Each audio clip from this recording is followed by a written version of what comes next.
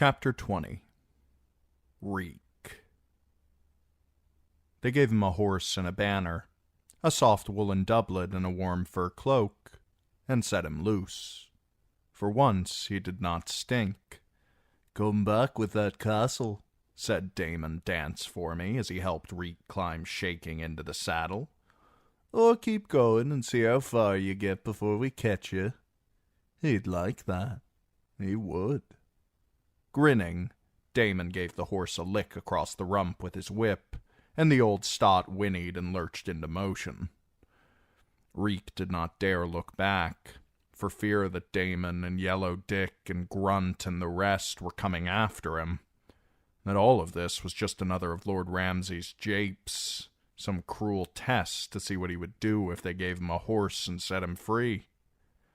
Do they think that I will run? The stot they had given him was a wretched thing, knock-kneed and half-starved. He could never hope to outdistance the fine horses Lord Ramsay and his hunters would be riding, and Ramsay loved nothing more than to set his girls baying on the trail of some fresh prey. Besides, where would he run to? Behind him were the camps, crowded with Dreadfort men and those the Riswells had brought from the Rills, with the Barrowtown host between them. South of Moat Cailin, another army was coming up the causeway, an army of Boltons and Freys marching beneath the banners of the Dreadfort. East of the road lay a bleak and barren shore and a cold salt sea. To the west, the swamps and bogs of the Neck, infested with serpents, lizard lions, and bog devils with their poisoned arrows. He would not run. He could not run. I will deliver him the castle. I will. I must. It was a gray day, damp and misty. The wind was from the south, moist as a kiss. The ruins of Moat Cailin were visible in the distance, threaded through with wisps of morning mist. His horse moved toward them at a walk, her hooves making faint, wet, squelching sounds as they pulled free of the gray-green muck. I have come this way before. It was a dangerous thought, and he regretted it at once. "No," he said. "No, that was some other man. That was before you knew your name." His name was Reek. He had to remember that. Reek, Reek, it rhymes with leak. When that other man had come this way, an army had followed close behind him, the great host of the North riding to war beneath the gray and white banners of House Stark. Reek rode alone, clutching a peace banner on a pine-wood staff. When that other man had come this way, he had been mounted on a courser, swift and spirited. Reek rode a broken-down stot, all skin and bone and ribs, and he rode her slowly for fear he might fall off. The other man had been a good rider, but Reek was uneasy on horseback. It had been so long. He was no rider. He was not even a man. He was Lord Ramsay's creature, lower than a dog, a worm in human skin. "You will pretend to be a prince," Lord Ramsay told him last night, as Reek was soaking in a tub of scalding water. "But we know the truth. You're Reek. You'll always be Reek, no matter how sweet you smell. Your nose may lie to you. Remember your name. Remember who you are." "Reek," he said. "You're Reek. Do this little thing for me, and you can be my dog and eat meat every day," Lord Ramsay promised. "You will be tempted to betray me, to run or fight or join our foes." "No, quiet! I will not hear you deny it. Lie to me and I'll take your tongue. A man would turn against me in your place. But we know what you are, don't we? Betray me if you want. It makes no matter. But count your fingers first and know the cost. Reek knew the cost. 7, he thought. 7 fingers. A man can make do with 7 fingers. 7 is a sacred number. He remembered how much it had hurt when Lord Ramsay had commanded Skinner to lay his ring finger bare. The air was wet and heavy, and shallow pools of water dotted the ground. Reek picked his way between them carefully, following the remnants of the log and plank road that Robb Stark's vanguard had laid down across the soft ground to speed the passage of his host. Where once a mighty curtain wall had stood, only scattered stones remained, blocks of black basalt so large it must once have taken 100 men to hoist them into place. Some had sunk so deep into the bog that only a corner showed. Others lay strewn about like some god's abandoned toys, cracked and crumbling, spotted with lichen. Last night's rain had left the huge stones wet and glistening, and the morning sunlight made them look as if they were coated in some fine black oil. Beyond stood the towers. The drunkard's tower leaned as if it were about to collapse, just as it had for 50 years. The children's tower thrust into the sky as straight as a spear, but its shattered top was open to the wind and rain. The gatehouse tower, squat and wide, was the largest of the 3, slimy with moss, a gnarled tree growing sideways from the stones of its north side, fragments of broken wall still standing to the east and west. The Karstarks took the drunkard's tower and the Umbers the children's tower, he recalled. Robb claimed the gatehouse tower for his own. If he closed his eyes, he could see the banners in his mind's eye, snapping bravely in a brisk north wind. All gone now, all fallen. The wind on his cheeks was blowing from the south, and the only banners flying above the remains of Moat Cailin displayed a golden kraken on a field of black. He was being watched. He could feel the eyes. When he looked up, he caught a glimpse of pale faces peering from behind the battlements of the gatehouse tower, and through the broken masonry that crowned the children's tower, where legend said the children of the forest had once called down the hammer of the waters to break the lands of Westeros in 2.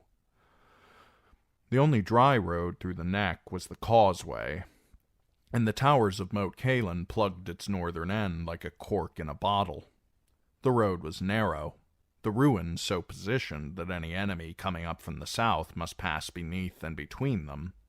To assault any of the 3 towers, an attacker must expose his back to arrows from the other 2, whilst climbing damp stone walls festooned with streamers of slimy white ghost skin. The swampy ground beyond the causeway was impassable, an endless morass of suckholes, quicksands, and glistening green swords that looked solid to the unwary eye, but turned to water the instant you trod upon them, the whole of it infested with venomous serpents and poisonous flowers, and monstrous lizard lions with teeth like daggers. Just as dangerous were its people, seldom seen but always lurking. The swamp dwellers, the frog-eaters, the mud-men. Fen and reed, peat and bogs, cray and quag, greengood and blackmire. Those were the sorts of names they gave themselves. The Ironborn called them all bog devils. Reek passed the rotted carcass of a horse, an arrow jutting from its neck. A long white snake slithered into its empty eye socket at his approach. Behind the horse he spied the rider, or what remained of him. The crows had stripped the flesh from the man's face, and a feral dog had burrowed beneath his mail to get at his entrails. Farther on, another corpse had sunk so deep into the muck that only his face and fingers showed. Closer to the towers, corpses littered the ground on every side. Blood blooms had sprouted from their gaping wounds, pale flowers with petals plump and moist as a woman's lips. The garrison will never know me. Some might recall the boy he'd been before he learned his name, but Reek would be a stranger to them. It had been a long while since he last looked into a glass, but he knew how old he must appear. His hair had turned white, much of it had fallen out, and what was left was stiff and dry as straw. The dungeons had left him weak as an old woman, and so thin a strong wind could knock him down. And his hands. Ramsay had given him gloves, fine gloves of black leather, soft and supple, stuffed with wool to conceal his missing fingers. But if anyone looked closely, he would see that 3 of his fingers did not bend. "No closer," a voice rang out. "What do you want?" Words. He spurred the stot onward, waving the peace banner so they could not fail to see it. "I come unarmed." There was no reply. Inside the walls, he knew, the Iron Men were discussing whether to admit him or fill his chest with arrows. It makes no matter. A quick death here would be 100 times better than returning to Lord Ramsay as a failure. Then the gatehouse doors flung open. "Quickly!" Reek was turning toward the sound when the arrow struck. It came from somewhere to his right, where broken chunks of the curtain wall lay half submerged beneath the bog. The shaft tore through the fold of his banner and hung spent, the point a bare foot from his face. It startled him so badly that he dropped the peace banner and tumbled from his saddle. "Inside!" the voice shouted. "Hurry, fool, hurry!" Reek scrambled up the steps on hands and knees as another arrow fluttered over his head. Someone seized him and dragged him inside, and he heard the door crash shut behind him.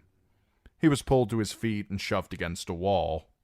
Then a knife was at his throat, a bearded face so close to his that he could count the man's nose hairs. "Who are you? What's your purpose here? Quick now, or I'll do you the same as him." The guard jerked his head toward a body rotting on the floor beside the door, its flesh green and crawling with maggots.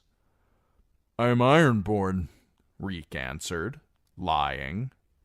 The boy he'd been before had been Ironborn, true enough, but Reek had come into this world in the dungeons of the Dreadfort. "Look at my face. I'm Lord Balin's son, your prince." He would have said the name, but somehow the words caught in his throat. "Reek, I'm Reek. It rhymes with squeak." He had to forget that for a little while, though. No man would ever yield to a creature such as Reek, no matter how desperate his situation. He must pretend to be a prince again. His captor stared at his face, squinting, his mouth twisted in suspicion.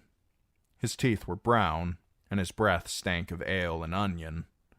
"Lord Balin's sons were killed." "My brothers, not me. Lord Ramsay took me captive after Winterfell. He sent me here to treat with you. Do you command here?" "Me?" The man lowered his knife and took a step backwards, almost stumbling over the corpse. "Not me, my lord." His mail was rusted, his leathers rotting. On the back of one hand, an open sore wept blood. "Rafe Kenning has the command. The captain said. I'm on the door is all." "And who is this?" Reek gave the corpse a kick. The guard stared at the dead man as if seeing him for the first time. "Him. He drank the water. I had to cut his throat for him to stop his screaming. Bad belly. You can't drink the water. That's why we got the ale." The guard rubbed his face, his eyes red and inflamed. "We used to drag the dead down into the cellars. All the vaults are flooded down there. No one wants to take the trouble now, so we just leave them where they fall." "The cellar is a better place for them. Give them to the water, to the drowned god." The man laughed. "No gods down there, my lord. Only rats and water snakes. White things, thick as your leg. Sometimes they slither up the steps and bite you in your sleep." Reek remembered the dungeons beneath the Dreadfort. the rat squirming between his teeth, the taste of warm blood on his lips. If I fail, Ramsay will send me back to that, but first he'll flay the skin from another finger. How many of the garrison are left? Some, said the Iron Man. I don't know. Fewer than we was before.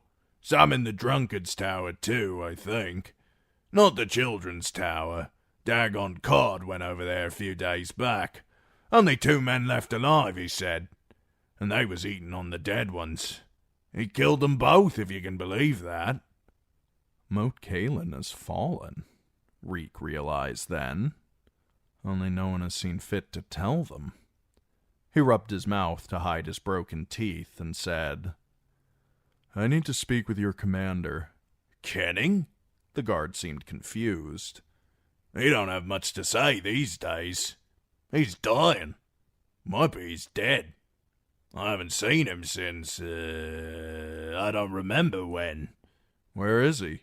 Take me to him. Who will keep the door, then? Him. Reek gave the corpse a kick. That made the man laugh. Aye, why not? Come with me, then.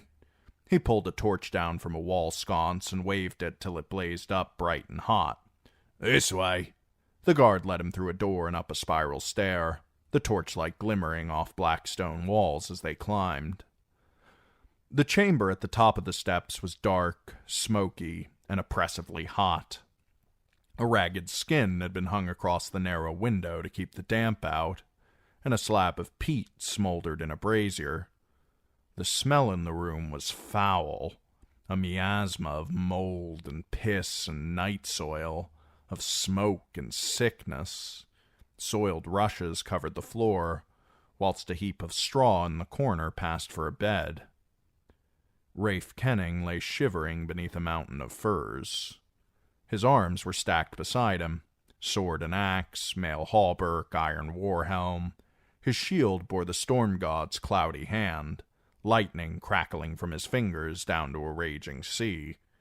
But the paint was discolored and peeling, the wood beneath starting to rot.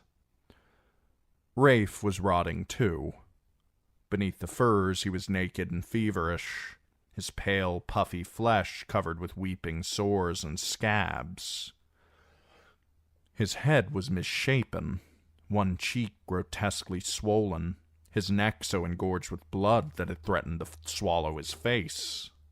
The arm on that same side was big as a log and crawling with white worms. No one had bathed him or shaved him for many days from the look of him.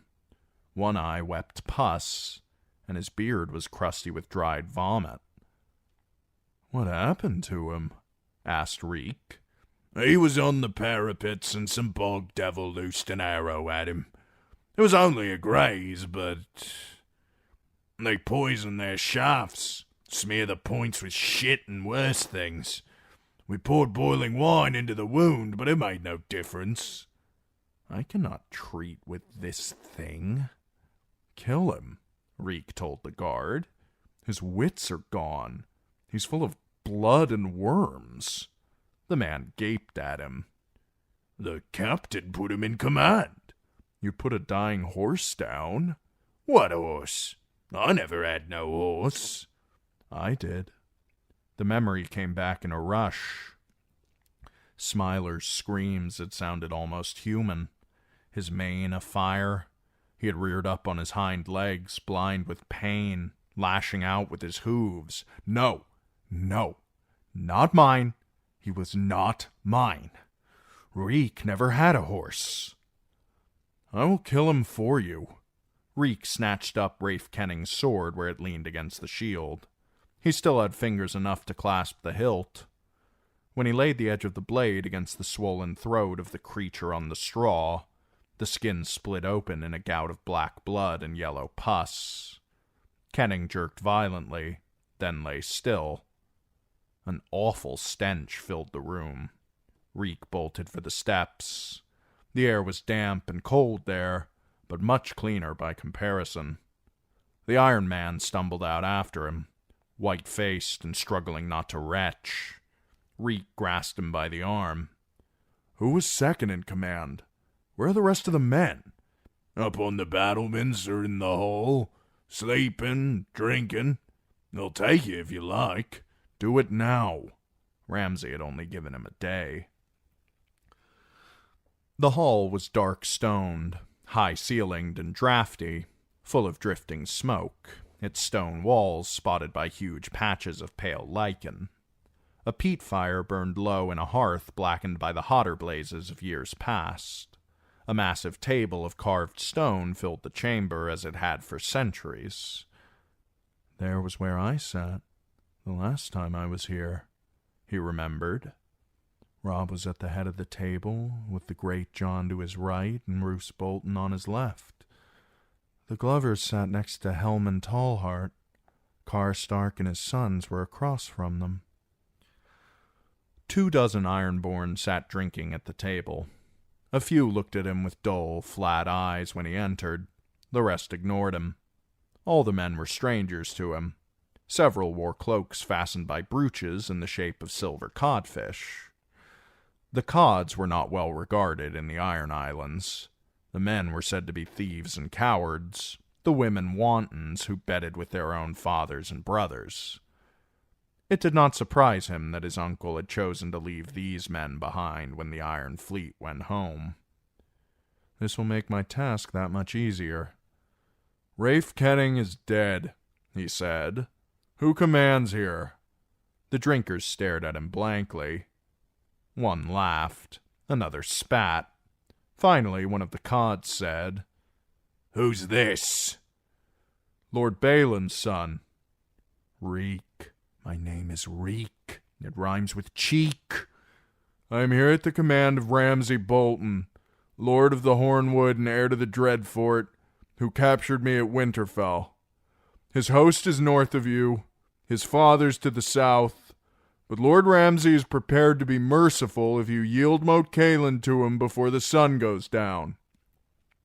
He drew out the letter that they'd given him and tossed it on the table before the drinkers.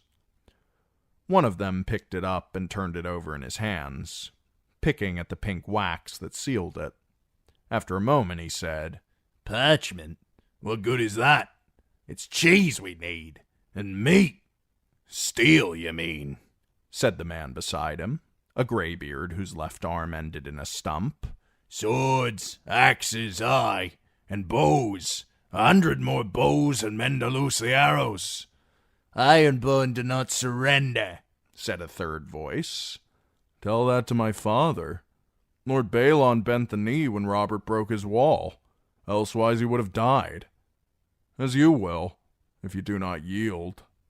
He gestured at the parchment. Break the seal, read the words. That is a safe conduct, written in Lord Ramsay's own hand. Give up your swords and come with me, and his lordship will feed you and give you leave to march unmolested to the stony shore and find a ship for home. Elsewise you die. Is that a threat? One of the cods pushed to his feet. A big man, but pop-eyed and wide of mouth, with dead white flesh. He looked as if his father had sired him on a fish, but he still wore a long sword. Dagon cod yields to no man. No, please, you have to listen. The thought of what Ramsay would do to him if he crept back to camp without the garrison's surrender was almost enough to make him piss his breeches. Reek, reek, it rhymes with leak. Is that your answer? The words rang feebly in his ears. Does this codfish speak for all of you? The guard who had met him at the door seemed less certain. Victarion commanded us to hold. He did. I heard him with my own ears. Hold here till I return, he told Kenning. Aye, said the one-armed man. That's what he said. The king's moot called, but he swore that he'd be back, with a driftwood crown upon his head and 1,000 men behind him. My uncle is never coming back, Reek told them. The king's moot crowned his brother Euron, and the Crow's Eye has other wars to fight. You think my uncle values you? He doesn't. You're the ones he left behind to die. He scraped you off the same way he scrapes mud off his boots when he wades ashore. Those words struck home. He could see it in their eyes, in the way they looked at one another or frowned above their cups. They all feared they'd been abandoned, but it took me to turn fear into certainty. These were not the kin of famous captains, nor the blood of the great houses of the Iron Islands. These were the sons of thralls and salt-wives. "If we yield, we walk away," said the one-armed man. "Is that what it says on this here writing?" He nudged the roll of parchment, its wax seal still unbroken. "Read it for yourself," he answered, though he was almost certain that none of them could read. "Lord Ramsay treats his captives honorably so long as they keep faith with him. He has only taken toes and fingers and that other thing, when he might have had my tongue, or peeled the skin off my legs from heel to thigh. Yield up your swords to him, and you will live." "Liar!" Dagon Cod drew his long sword. "You're the one they call Turncloak. Why should we believe your promises?" He is drunk, Reek realized. The ale is speaking. "Believe what you want. I've brought Lord Ramsay's message. Now I must return to him. We'll sup on wild boar and neeps, washed down with strong red wine. Those who come with me will be welcome at the feast. The rest of you will die within a day. The Lord of the Dread Fort will bring his knights up the causeway, whilst his son leads his own men down on you from the north. No quarter will be granted. The ones that die fighting will be the lucky ones. The ones who live will be given to the bog devils." "Enough!" snarled Dagon Cod. "You think you can frighten Ironborn with words? Be gone! Run back to your master before I open your belly, pull your entrails out, and make you eat them." He might have said more, but suddenly his eyes gaped wide.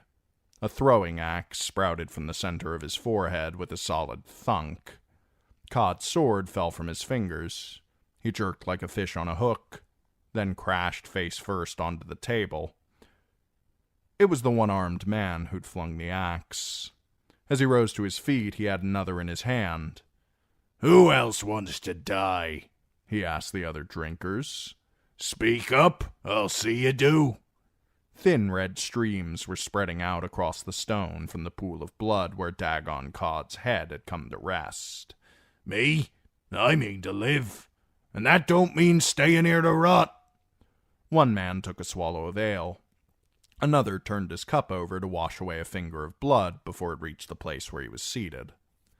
No one spoke. When the one-armed man slid the throwing axe back through his belt, Reek knew he had won. He almost felt a man again. "Lord Ramsay will be pleased with me." He pulled down the Kraken banner with his own 2 hands, fumbling some because of his missing fingers, but thankful for the fingers that Lord Ramsay had allowed him to keep. It took the better part of the afternoon before the Ironborn were ready to depart. There were more of them than he would have guessed. 47 in the Gatehouse Tower and another 18 in the Drunkard's Tower. 2 of those were so close to dead there was no hope for them. Another 5 too weak to walk. That still left 58 who were fit enough to fight. Weak as they were, they would have taken 3 times their own number with them if Lord Ramsay had stormed the ruins. He did well to send me, Reek told himself as he climbed back onto his stot to lead his ragged column back across the boggy ground where the northerners were encamped. "Leave your weapons here," he told the prisoners. "Swords, bows, daggers. Armed men will be slain on sight." It took them thrice as long to cover the distance as it had taken Reek alone. Crude litters had been patched together for 4 of the men who could not walk. The 5th was carried by his son, upon his back. It made for slow going, and all the Ironborn were well aware of how exposed they were, well within bowshot of the bog devils and their poisoned arrows. If I die, I die. Reek only prayed the archer knew his business, so death would be quick and clean. A man's death, not the end Rafe Kenning suffered. The one-armed man walked at the head of the procession, limping heavily. His name, he said, was Adrak Humble, and he had a rock wife and 3 salt wives back on Great Wick. 3 of the 4 had big bellies when we sailed, he boasted, and Humble's run to twins. First thing I'll need to do when I get back is count up my new sons. Might be I'll even name one after you, my lord. Aye, name him Reek, he thought. And when he's bad, you can cut his toes off and give him rats to eat. He turned his head and spat, and wondered if Rafe Kenning hadn't been the lucky one. A light rain had begun to piss down out of the slate-gray sky by the time Lord Ramsay's camp appeared in front of them. A sentry watched them pass in silence. The air was full of drifting smoke from the cook fires, drowning in the rain. A column of riders came wheeling up behind them, led by a lordling with a horse head on his shield. One of Lord Riswell's sons, Reek knew. Roger, or maybe Rickard. He could not tell the 2 of them apart. Is this all of them? The rider asked from atop a chestnut stallion. All who weren't dead, my lord. I thought there would be more. We came at them 3 times, and 3 times they threw us back. We are Ironborn, he thought, with a sudden flash of pride. And for half a heartbeat he was a prince again. Lord Balon's son, the blood of Pike. Even thinking that was dangerous, though. He had to remember his name. Reek. My name is Reek. It rhymes with weak. They were just outside the camp when the baying of a pack of hounds told of Lord Ramsay's approach. Horsebane was with him, along with 6 of his favorites, Skinner and Sour Allen and Damon Dance for me, and the Walders big and little, too. The dogs swarmed around them, snapping and snarling at the strangers. The bastards' girls, Reek thought, before he remembered that one must never, never, never use that word in Ramsay's presence. Reek swung down from his saddle and took a knee. My lord, Moat Cailin is yours. Here are its last defenders. So few. I had hoped for more. They were such stubborn foes. Lord Ramsay's pale eyes shone. You must be starved. Damon, Allen, see to them. Wine and ale, and all the food that they could eat. Skinner, show their wounded to our maesters. Aye, my lord. A few of the Ironborn muttered thanks before they shambled off toward the cook fires in the center of the camp. One of the cods even tried to kiss Lord Ramsay's ring, but the hounds drove him back before he could get close, and Allison took a chunk of his ear. Even as the blood streamed down his neck, the man bobbed and bowed and praised his lordship's mercy. When the last of them were gone, Ramsay Bolton turned his smile on Reek.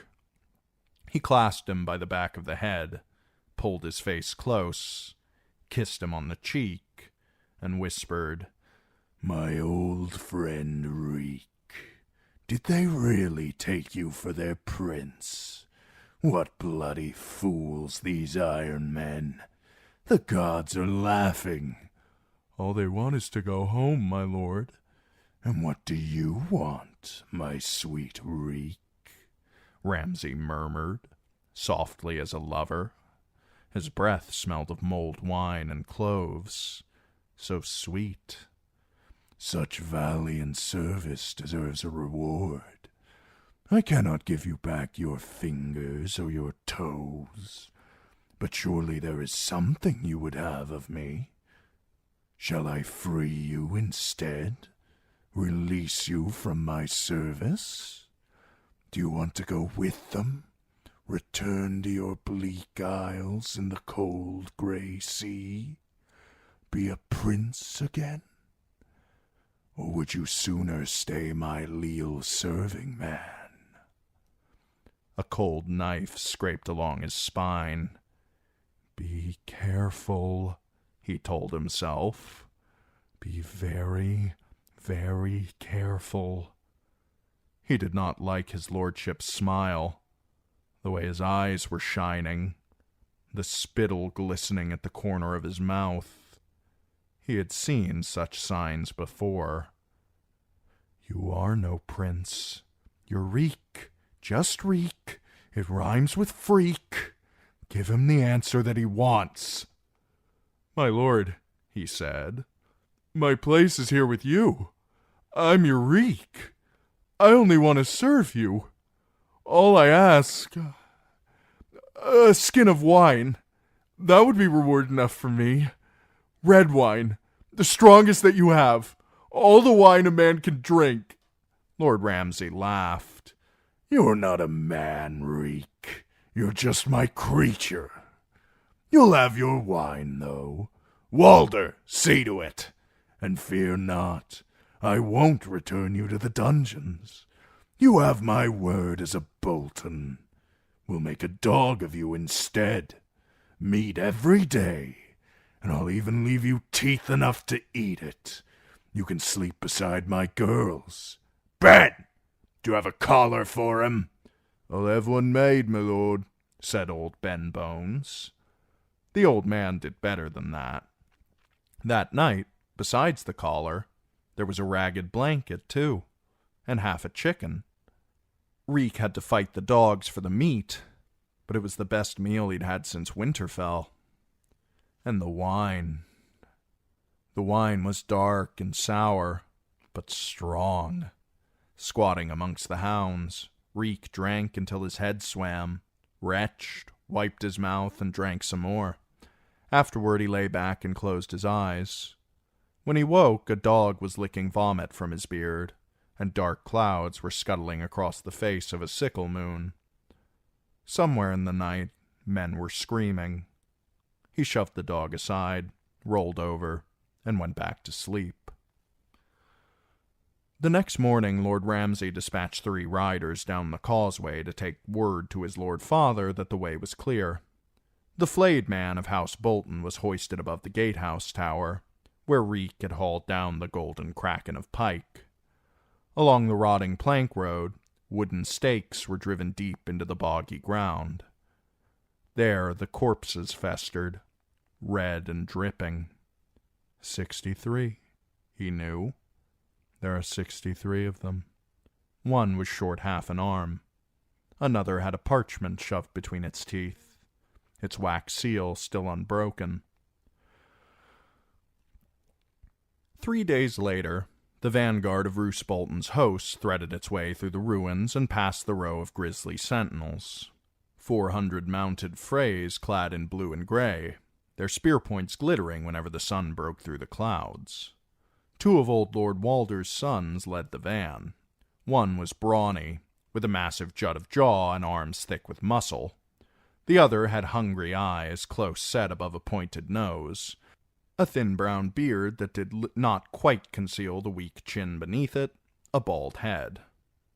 Hostine and Aenys. He remembered them from before he knew his name. Hostine was a bull, slow to anger but implacable once roused, and by repute the fiercest fighter of Lord Walder's get.